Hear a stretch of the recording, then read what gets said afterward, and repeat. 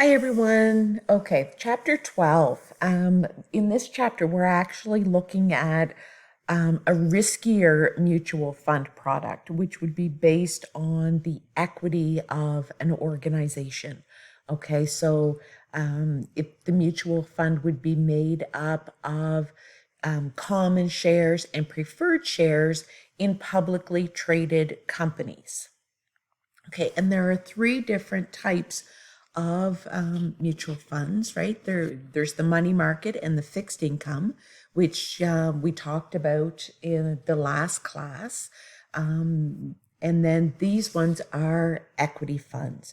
And these ones are best suited for long-term investments because they're more volatile. Okay, so the equity within an organization can move up and down quite frequently. So it's best to look at it as a long-term investment as opposed to, excuse me, say investing in bonds, which have a maturity date and a prescribed interest rate attached to them. Whereas the equity funds, there's no protection of your actual principal of your initial investment in the fund. They could lose it all. Okay, so looking at three different types of equity funds, we have the standard equity fund or the basic equity fund, the equity growth fund, where the company is really focused on growing the organization. And then there's the equity index funds. Okay, so standard equity funds have very similar goals to preferred dividend funds with just a few differences. Okay, so remember the preferred dividend, that's a type of share with special rules and regulations around them, and they get paid out a dividend as long as the organization makes money. We talked about this a few chapters ago.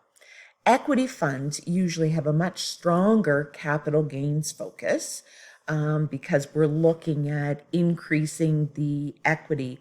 And the way you'd earn a capital gain is that the value of the actual fund increases. So say you were able to invest at $4 and then all of a sudden it went up to $10. Okay, so there's your capital gain. You're making your money on buying and then selling at a higher price. Okay, so because these funds are very capital gains focused for their investors, there's no attempt necessarily to preserve the capital in hope of higher returns. Okay.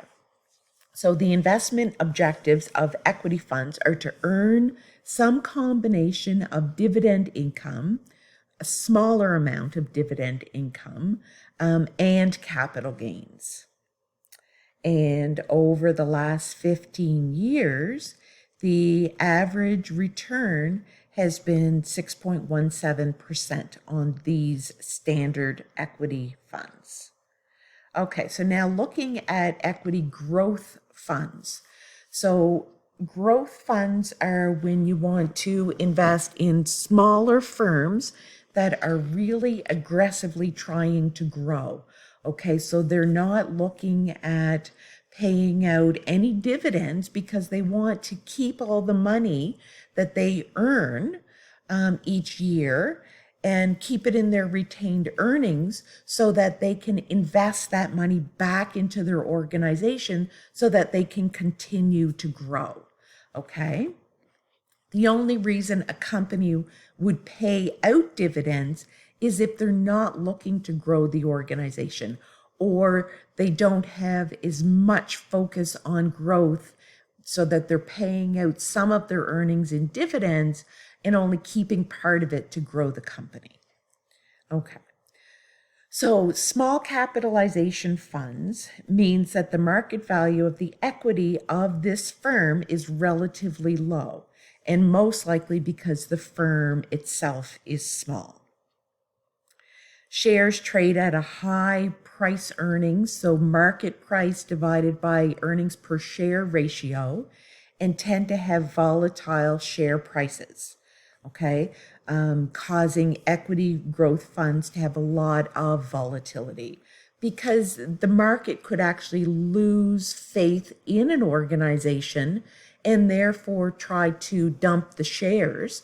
And if they dump the shares, then the price of the share is going to drop so that the supply and demand start to equalize. If the supply is too great at a certain price because nobody's buying it, then the price is going to come down. Okay, so calculating the market value of a firm's equity is the number of shares outstanding. And if you remember, you can look on the balance sheet and see how many shares are outstanding for that organization. And then you multiply that by the current market share price, what it's trading for on the stock exchange.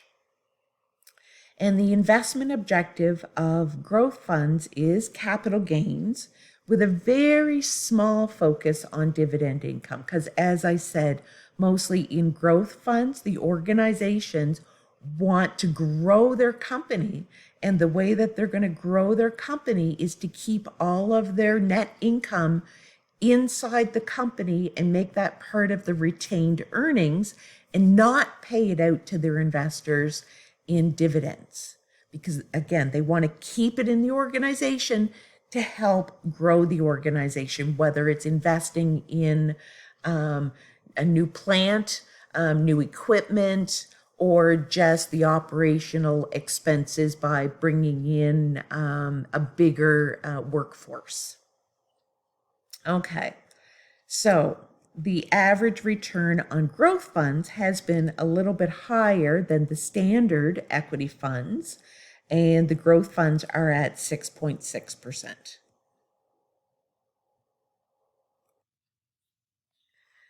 Okay, so now let's look at index funds. Okay, so they're still based on equity from an organization, but the way they pull together all of the stocks that they're investing in within this mutual fund is to make sure that they replicate the movement of a market index. Okay, so maybe the market index that they want to mimic is the Toronto Stock Exchange, okay, or the S&P, which, if you're not sure what that is, one of the questions on the Q&A is to see if you can find out.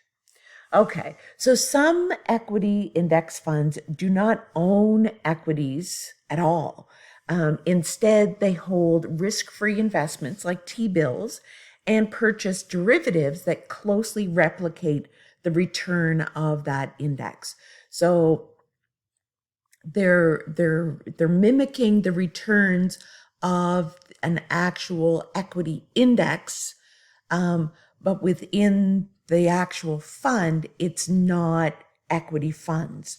It's things that are more secure, like, T-bills and derivatives.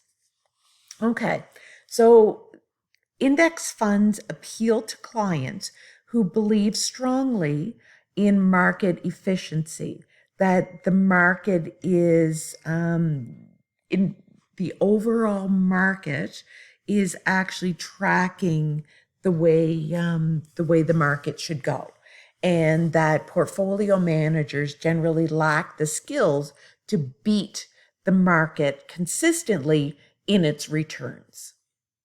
But if you invest in an index fund, then you're going to get the best that the market has to offer. It also has lower management fees, since these funds are easier to construct because you've already got a map, so to speak. And so therefore they are passively managed.